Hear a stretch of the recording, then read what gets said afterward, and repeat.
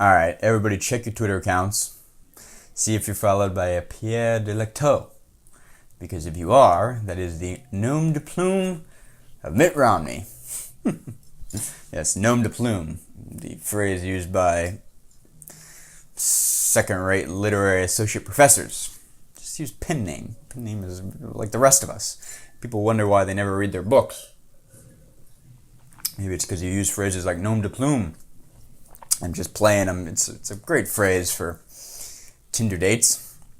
But yes, Mitt Romney's public Twitter account has been tracked down and outed by Ashley Feinberg over at Slate.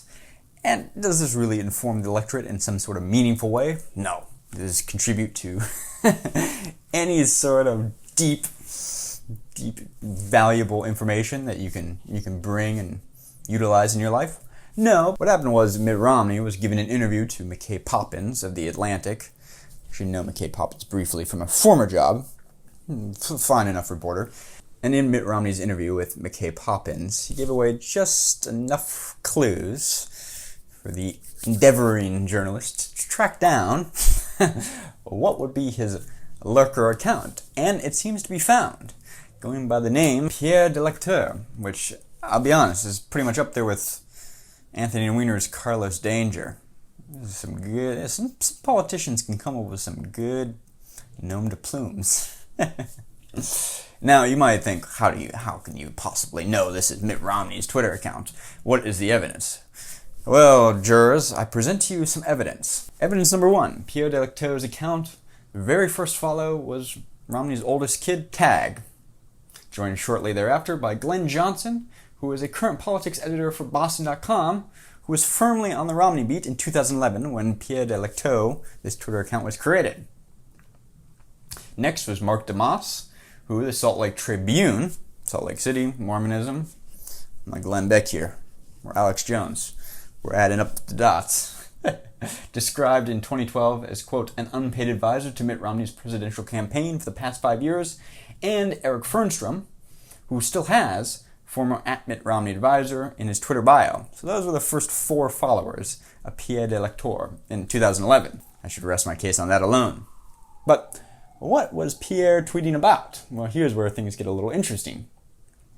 For instance, when Stephen Dennis tweeted out GOP senators sticking up for Richard Burr, Blunt, Shelby, Collins, Rubio, and Pierre responds. Romney too, he says. Romney said to the Post that he has confidence in Chairman Burr. Oh, did he, Pierre? Well, thank you for letting us know. Well, what about this tweet by Jennifer Rubin, saying, inside Romney's Trump strategy. His strategy is non-confrontation, verging on spinelessness.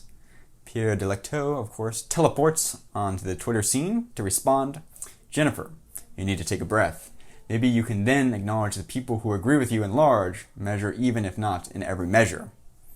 Now, what that means, I don't know, maybe Pierre's speaking French in that one. Next tweet, Soledad O'Brien is calling Mitt Romney has an utter lack of moral compass. Sweet Soledad O'Brien. And who teleports once again on the Twitter scene? Our good friend, Monsieur Delecto, who says, only Republican to hit Trump on Mueller report, only one to hit Trump on character time and time again. So, Soledad, you think he's the one without a moral compass? Very curious. Perhaps he's Mitt Romney's biggest fan. Or perhaps it's Mitt Romney's secret lurking account. Joe Scarborough tweeted. He's retweeting Mitt Romney's Twitter account, the Mitt Romney Twitter account.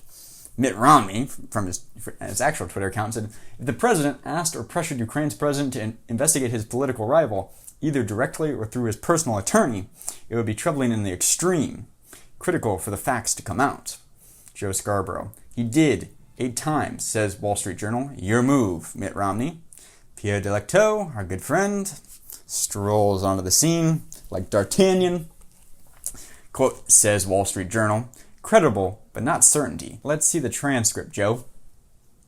Maybe one more for good measure. Brit Hume retweeted the Daily Caller. The Daily Caller says, Romney says, quote, America is an unreliable ally. Brit Hume, some might say Romney is too. Pierre, our good friend Pierre, the loyal musketeer, responds to Brit Hume, Loyal to principle trumps loyalty to party or person. Right, Brit? Beginning to methinks that our Pierre Delecto is indeed Mitt Romney, and is indeed the Twitter accounts that he says he uses to lurk on. Ashley Feinberg did a brilliant sleuthing job here. Now, of course, can we 100% prove that this is indeed Mitt Romney's Twitter account? No. But I think the circumstantial evidence is enough that we may reach a conclusion with a preponderance of evidence that it is indeed Mitt Romney's Twitter account. And to make it even a little more compelling, let it be known that as soon as Ashley Feinberg published this article on Slate saying, I think this Pierre Delecto account may be Mitt Romney's Twitter account, Pierre Delecto suddenly privated his Twitter account, which is a certain interesting coincidence, if not an exact causatory measure to Mitt Romney realizing, oh, whoops, I outed myself. I maybe should not have told McKay Coppins the fact that I use a lurking Twitter account. Like I said, does this really inform the public in any meaningful way? No. Does this give you any sort of valuable information that you can carry through the next day with you? No. Will this get your job interview? No. But it is just a brilliant free throw. A brilliantly executed free throw of journalism. The ability to sleuth out Mitt Romney's personal Twitter account where he goes around heckling other people. Just fantastic. Let me know if you enjoyed this or found this interesting. Like, subscribe, leave a comment down below. Maybe I will embed a video here, but I never do. So thanks for watching. See you guys tomorrow. Bye.